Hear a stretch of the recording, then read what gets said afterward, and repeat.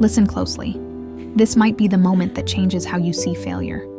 Everyone laughed when he failed again. No trophies, no applause, just silence that felt heavier than the noise. One night, sitting alone, he wondered if maybe he wasn't meant to win. But then he remembered something most people forget. Every champion was once invisible, and every success story started in moments no one cared about.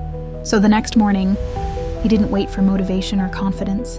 He took one small step anyway. No one noticed. No one clapped. But that step became a habit. The habit became discipline, and discipline changed everything. Months later, the same people who once doubted him asked, "How did you do it?" He smiled and said, "I didn't quit on the days I wanted to. If you're still watching this, remember, your next step could be the one your future is counting on."